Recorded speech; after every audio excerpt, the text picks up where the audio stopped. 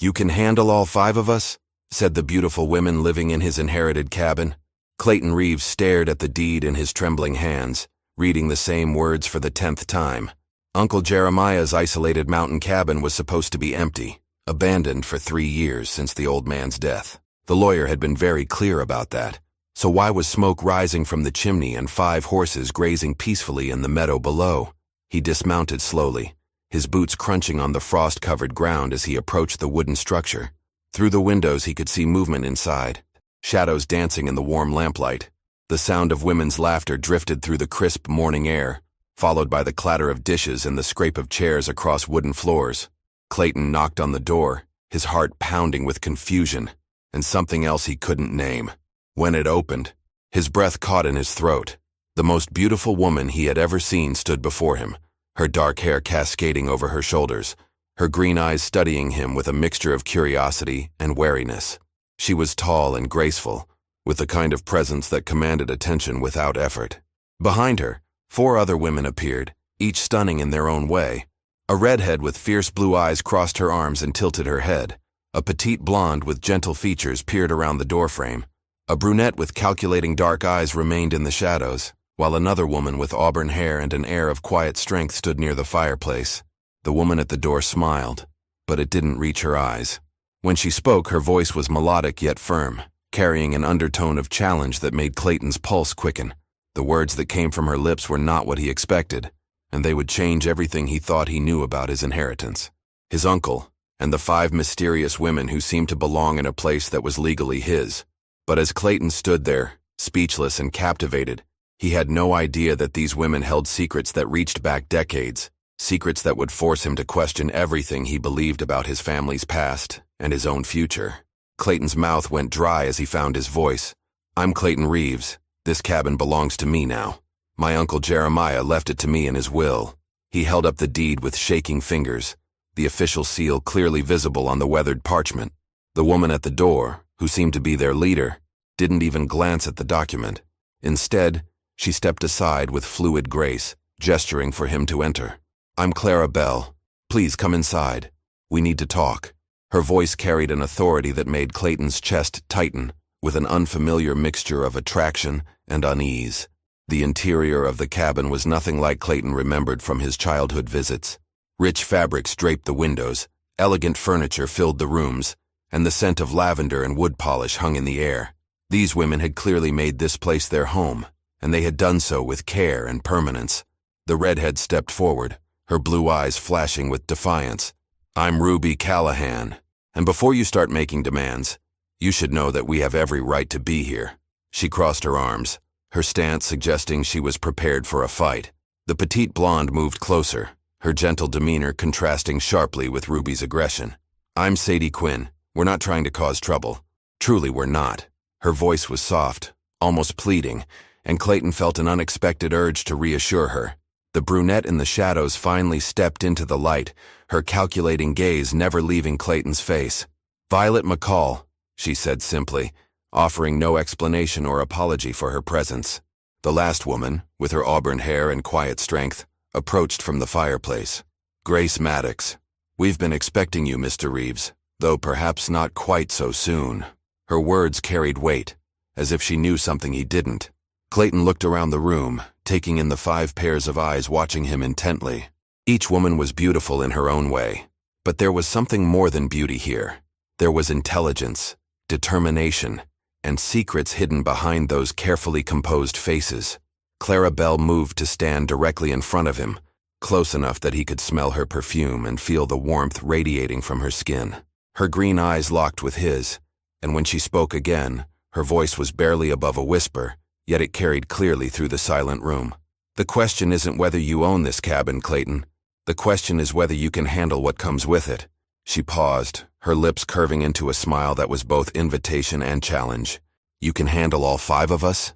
The words hung in the air between them like a dare, and Clayton realized that whatever he had expected to find in this remote mountain cabin, it wasn't this. These women weren't just squatters or trespassers. They were something else entirely, and the way Clara Bell was looking at him suggested that his quiet life was about to become anything but peaceful. But before he could respond, Grace stepped forward with a folded piece of paper in her hand, and the expression on her face told him that everything he thought he knew about his inheritance was about to change. Grace unfolded the paper with deliberate slowness, her auburn hair catching the lamplight as she leaned forward. "This is a contract signed by your uncle 3 months before he died. It grants us residence rights to this property for as long as we need it, in exchange for maintaining the cabin and the surrounding land." Clayton's heart sank as he examined the document. The signature was unmistakably Uncle Jeremiah's, the same scrawling handwriting he remembered from birthday cards and letters. The contract was detailed, specific, and appeared completely legitimate. His dreams of a simple inheritance and peaceful solitude crumbled like dry leaves in his hands. "That's impossible," he said, though his voice lacked conviction. "The lawyer never mentioned any existing agreements. He told me the property was mine free and clear." Ruby stepped closer, her presence radiating a heat that made Clayton acutely aware of how small the cabin felt with all 6 of them inside. Lawyers don't always know everything, do they? Sometimes old men keep secrets, even from their family. Her words carried a suggestion that made his pulse quicken, though he couldn't quite grasp what she was implying. Sadie moved to the window, her delicate profile silhouetted against the morning light. "Your uncle was a good man, Mr. Reeves. He understood that sometimes people need a place to start over, away from questions and judgments." Her voice trembled slightly, hinting at pain she kept carefully hidden. Violet remained near the shadows, but Clayton could feel her dark eyes studying him with unnerving intensity. "The question is what you intend to do about it. We've made this place our home for over 2 years. We've improved the land, repaired the buildings, and we have nowhere else to go." Clarabelle circled him slowly, like a predator evaluating prey, yet there was something almost protective in her movement. When she stopped directly in front of him again, Clayton caught his breath. She was close enough that he could see the flecks of gold in her green eyes, close enough that the warmth from her body seemed to envelop him. "We could fight this in court," she said softly, her fingers trailing along the edge of the contract. "We could drag this through legal proceedings for months, maybe years, or we could find another arrangement." The way she said the word arrangement sent electricity through Clayton's veins. There was something in her tone, in the way her eyes held his, that suggested possibilities he hadn't considered. The other women watched this exchange with varying expressions. Ruby with amusement, Sadie with worry, Violet with calculation, and Grace with something that looked almost like approval. "What kind of arrangement?" Clayton asked, surprised by the roughness in his own voice. Clarabelle's lips curved into that enigmatic smile again. "The kind where everyone gets what they need. The kind where a man learns that sometimes the most valuable things in life come in unexpected packages." Before Clayton could ask what she meant, the sound of approaching horses echoed across the valley. Ruby moved to the window, her body tensing like a bowstring. "They found us," she whispered, and for the first time since Clayton had arrived, he saw real fear in her eyes. The other women immediately began moving with practiced efficiency, as if they had prepared for this moment many times before. Whatever was coming up that mountain trail, these 5 women had been running from it, and now Clayton found himself caught in the middle of something far more dangerous than a simple property dispute. Clayton moved instinctively toward the window, but Clarabelle's hand shot out, gripping his wrist with surprising strength. Her touch sent a jolt through his arm, and when their eyes met, he saw not just fear, but fierce determination. "Stay away from the window," she whispered urgently. "They can't know you're here." 3 riders emerged from the tree line, their dark clothing making them stand out against the snow-dusted landscape.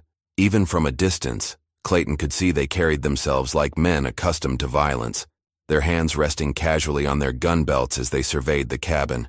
Ruby's jaw clenched as she peered through a gap in the curtains. "It's Morrison and his men. They've been tracking us for weeks." Her voice carried a bitterness that made Clayton's chest tighten with an unexpected protectiveness. Sadie moved closer to Grace, seeking comfort, and Clayton noticed how the older woman immediately wrapped a protective arm around the younger girl's shoulders. Whatever these women had been through together had forged bonds deeper than friendship. "Who is Morrison?" Clayton asked in a low voice, acutely aware of Clarabelle's hand still wrapped around his wrist. Her skin was soft, yet calloused, speaking of someone who had worked with her hands but retained an undeniable femininity. "A man who believes he owns what isn't his," Violet answered from the shadows, her dark eyes reflecting a hatred that seemed to burn from within. "A man who thinks women are property to be claimed and controlled." Clarabelle finally released Clayton's wrist, but not before her thumb traced a small circle across his pulse point, a gesture so subtle and intimate it made his breath catch. Morrison held papers claiming we belonged to him, legal documents that would have made us little more than indentured servants. The riders had stopped their horses near the corral, and Clayton could see them talking among themselves, pointing toward the cabin and the fresh tracks his own horse had left in the soft earth. Morrison, a tall man with graying hair and cold eyes, dismounted and began walking toward the front door.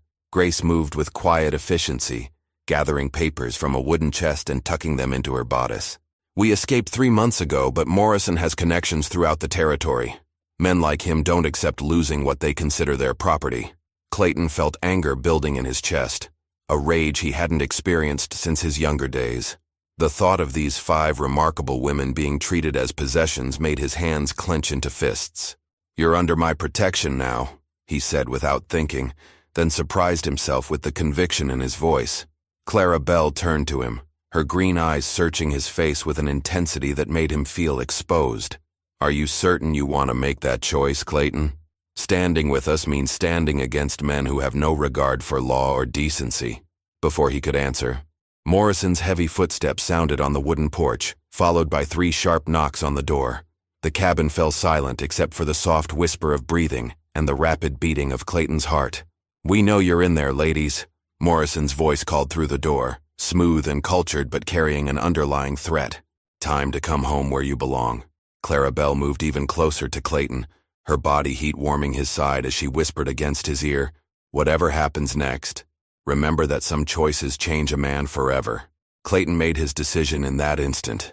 He stepped toward the door, but Clara Bell caught his arm again, her fingers pressing into his muscle with desperate strength. The brief contact sent warmth shooting through his entire body, and he could smell the faint scent of her hair, like wildflowers and mountain air.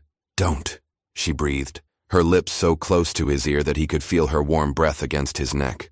"You don't understand what you're risking." But Clayton had already reached for the door handle. Something about these 5 women, about their quiet dignity and hidden strength, had awakened a protective instinct he didn't know he possessed. When he opened the door, Morrison's pale eyes immediately fixed on him with calculating interest. "Well, well," Morrison said, his thin smile never reaching his eyes. "I don't believe we've met. I'm Thomas Morrison, and I'm here to collect my property." "There's no property here that belongs to you," Clayton replied, stepping fully into the doorway and blocking Morrison's view of the interior. "This is private land, and you're trespassing."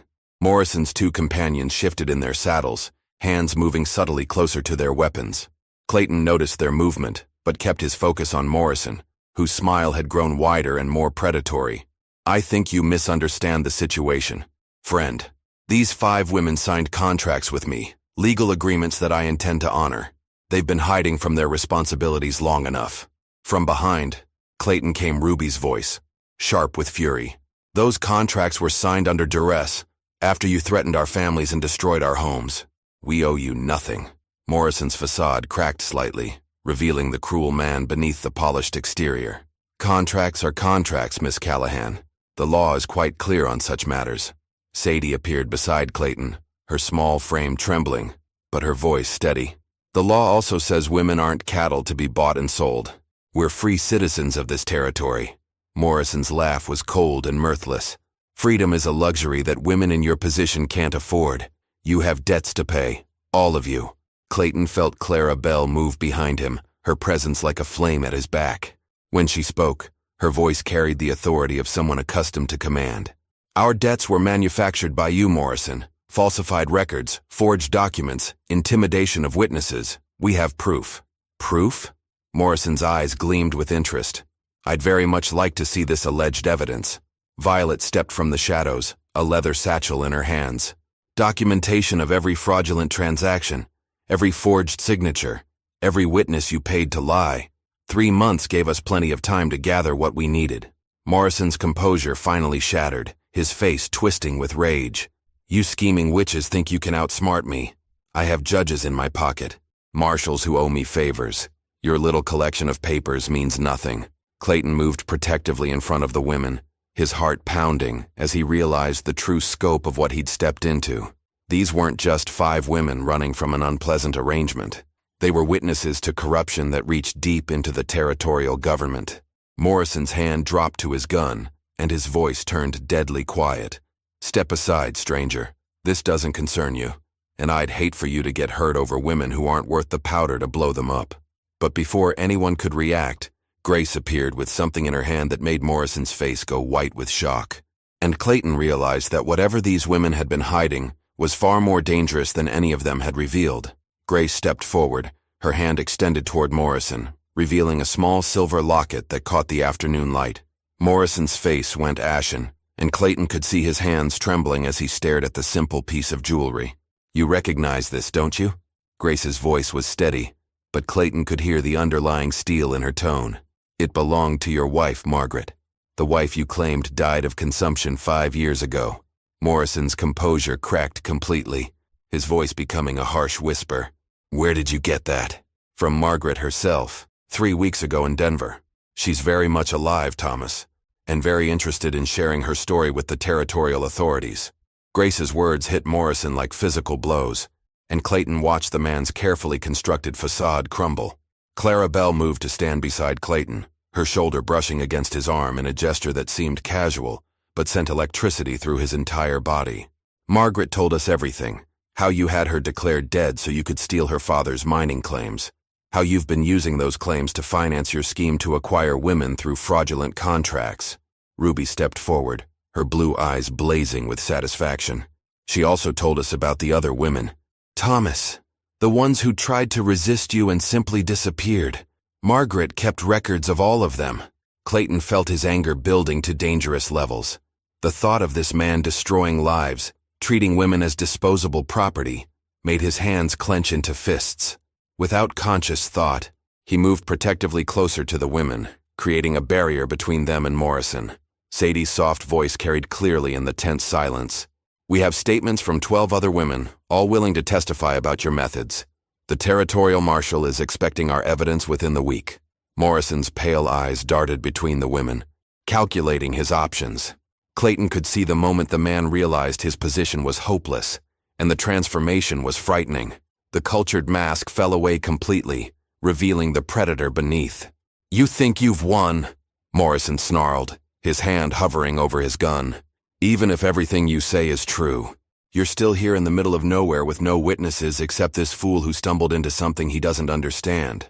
Violet emerged fully from the shadows for the first time, and Clayton was struck by her ethereal beauty and the intelligence burning in her dark eyes. "Actually, we have quite a few witnesses. Your conversation has been heard by more people than you realize." As if summoned by her words, the sound of multiple horses approaching echoed across the valley. Clayton turned to see at least 6 riders emerging from the forest, their badges glinting in the sunlight. The territorial marshal and his deputies had arrived with perfect timing. Morrison's face twisted with rage and desperation. In that moment, Clayton realized the man would rather see everyone dead than face justice. Morrison's hand moved toward his weapon, but before Clayton could react, Clara Bell pressed something cold and heavy into his palm. "Some men only understand one kind of language," she whispered against his ear, her breath warm against his skin. "The question is whether you're prepared to speak it." Clayton looked down to see Uncle Jeremiah's old revolver in his hand, and suddenly understood that his quiet life was truly over, replaced by something far more dangerous and infinitely more meaningful. The weight of the revolver in Clayton's hand felt familiar, memories of hunting trips with Uncle Jeremiah flooding back. But this wasn't about bringing down game for dinner. This was about protecting 5 remarkable women who had somehow managed to turn the tables on a man who thought himself untouchable. Morrison's desperate gaze shifted between the approaching lawmen and the people blocking his escape route. Clayton could see the calculation in those pale eyes, the moment when a cornered predator decides to fight rather than surrender. "Marshal Thompson," Clara Bell called out, her voice carrying across the valley with clear authority. "We have Thomas Morrison here, along with evidence of his crimes against territorial citizens." The marshal, a weathered man with iron-gray hair and sharp eyes, dismounted with practiced ease. "Miss Bell, good to see you again. I trust you ladies have been well?" Clayton felt a jolt of surprise. Clara Bell knew the marshal personally, which meant this entire confrontation had been orchestrated far more carefully than he had realized. These women weren't just victims who had stumbled onto evidence. They were intelligent, connected, and had been planning Morrison's downfall for months. Morrison's hand twitched toward his gun, but froze when he saw 6 rifles trained on him from the mounted deputies. The man was many things, but he wasn't suicidal. Yet Clayton could see the rage building in his face, the fury of a man who had never been denied what he wanted. Ruby moved closer to Clayton, her presence warm and reassuring. The marshal has been investigating Morrison for over a year. We contacted him weeks ago when we realized we had enough evidence to bring charges. Sadie stepped forward with the leather satchel, offering it to Marshal Thompson. Everything is documented, sir. Names, dates, forged contracts, witness statements, and financial records showing how Morrison used his wife's supposed death to steal mining claims. As the marshal examined the contents of the satchel, Clayton became aware of Clara Bell standing directly behind him, close enough that he could feel the heat from her body through his coat. When she spoke, her voice was meant only for his ears. You could have walked away, you know. You could have seen Morrison's men and decided this wasn't your fight. Her hand found his free one, her fingers intertwining with his in a gesture that felt both intimate and natural. Why didn't you? Clayton turned slightly, finding himself looking directly into those mesmerizing green eyes. Because some things are worth fighting for, even when you've only just discovered them. The moment between them stretched, charged with possibilities and unspoken promises, until Marshal Thompson's voice broke the spell. Thomas Morrison, you're under arrest for fraud, conspiracy, and attempted murder. Deputies, secure the prisoner. But as the lawman moved to apprehend Morrison, the man's desperation finally overcame his caution. With a roar of rage, he drew his weapon, not aiming for the deputies or even Clayton, but directly at Clara Bell, the woman who had orchestrated his downfall. Time seemed to slow as Clayton realized that all their careful planning, all their evidence and witnesses, would mean nothing if Morrison succeeded in his final act of vengeance. Clayton's instincts took over before his mind could process what was happening. He pivoted sharply, pulling Clara Bell behind him with one arm while raising Uncle Jeremiah's revolver with the other. Morrison's shot rang out simultaneously with Clayton's, the two sounds blending into a single thunderous crack that echoed off the mountain walls. Morrison's bullet splintered the doorframe inches from where Clara Bell's head had been. Clayton's shot found its mark, hitting Morrison in the shoulder and spinning him around. The man's weapon flew from his grasp, landing in the dirt near the horse's feet. Marshal Thompson and his deputies moved with practiced efficiency, surrounding Morrison as he clutched his wounded shoulder and cursed through gritted teeth. That's enough, Morrison. It's over. Clayton became aware of Clara Bell pressed against his back, her hands gripping his coat, her rapid breathing warm against his neck. The realization of how close he had come to losing her, losing this extraordinary woman he had known for mere hours, but who had already changed his life completely, made his hands shake. Are you hurt? He asked, turning to face her, his voice rough with emotion and adrenaline. Clara Bell's green eyes were wide, but not with fear, with something else entirely. No, thanks to you. Her hands moved from his coat to his face, her palms warm against his cheeks. You could have been killed. So could you, Clayton replied, covering her hands with his own. In that moment, with the danger past and her touch grounding him, he understood that everything in his life had led to this instant, to protecting this woman, and the 4 others who had somehow become his responsibility and his purpose. Ruby approached Morrison as the deputies bound his wounded arm, her blue eyes blazing with satisfaction. How does it feel, Thomas, to finally face consequences for your actions? Morrison looked up at her with pure hatred. This isn't over. I have friends, connections, you'll never be safe. Violet stepped forward, her dark eyes cold as winter. Your connections are facing their own investigations, thanks to the evidence we've gathered. Your network of corruption is finished. Sadie moved to Grace's side, the 2 women watching as Marshal Thompson secured the documents that would ensure Morrison faced justice for his crimes. It's really over, isn't it? Sadie asked, her voice filled with wonder. Grace nodded, her arms wrapping protectively around the younger woman. It's over, dear one. We're free. Marshal Thompson approached Clayton, extending his hand. That was fine shooting, son. Morrison would have killed Miss Bell if not for your quick thinking. As Clayton shook the marshal's hand, he felt Clara Bell's fingers slip into his free one, her touch sending warmth through his entire body. When he looked at her, he saw something in her expression that made his heart race faster than the gunfight had. What happens now? Clayton asked, though he found himself hoping desperately that whatever came next would include these 5 remarkable women who had turned his world upside down in the best possible way. Clara Belle's smile was radiant, filled with possibilities he was only beginning to understand. Now, we decide if you really can handle all 5 of us. 3 months later, Clayton stood on the porch of his uncle's cabin, watching the 5 women who had transformed not just his property, but his entire existence. The cabin had been expanded with additional rooms, the corral rebuilt to accommodate more horses, and the surrounding land cultivated into productive gardens and grazing areas. Marshal Thompson had returned the previous week with news that Morrison had been sentenced to 15 years in territorial prison. His network of corruption had crumbled once the evidence was presented, and 3 judges had been removed from office.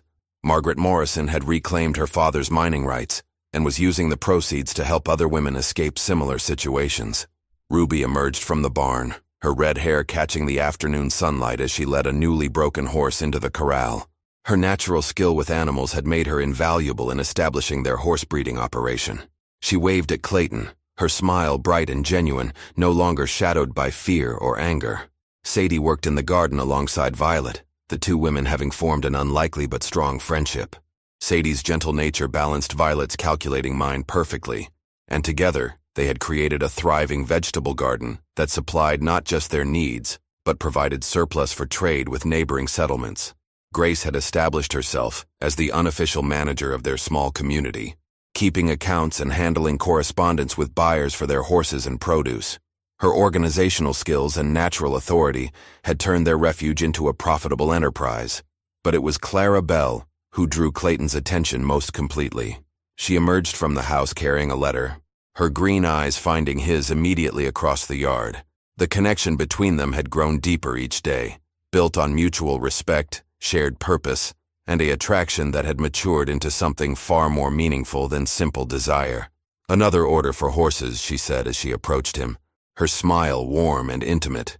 "3 ranchers in Colorado want breeding stock by spring." Clayton took the letter, but his attention remained focused on her face, on the contentment he saw there that matched his own. "We'll need to expand the operation again." "We will," she agreed, moving closer until she stood within the circle of his arms. The ease with which they had learned to touch, to share space and comfort still amazed him. "Are you having second thoughts about our arrangement?" Clayton looked out over the property, at the 4 other women who had become his family, his purpose, his responsibility, and his joy. When Uncle Jeremiah had left him this cabin, the old man could never have imagined the life Clayton had built here. "Never," he said firmly, pulling Clara Belle closer. "Though I sometimes wonder if I'm the one who's being handled by 5 remarkable women rather than the other way around." Clara Belle laughed, the sound bright and free. "Perhaps we're handling each other. Perhaps that's exactly as it should be." As the sun began to set behind the mountains, painting the sky in brilliant oranges and purples, Clayton realized that his uncle's final gift hadn't been the cabin or the land. It had been the chance to become the man he was meant to be, surrounded by people who challenged him, supported him, and loved him in their own unique ways. The quiet life he had once imagined seemed impossibly small compared to the rich, complex, beautiful existence he now lived. He had asked himself if he could handle 5 extraordinary women, and the answer had surprised him. They could handle each other, together, and that made all the difference. If you enjoyed this story, click the video on your screen now to watch another unforgettable Western tale where destiny and courage collide in ways you never expected. Don't forget to subscribe and consider a super chat to help us keep bringing you more stories like these. Your support means everything to us.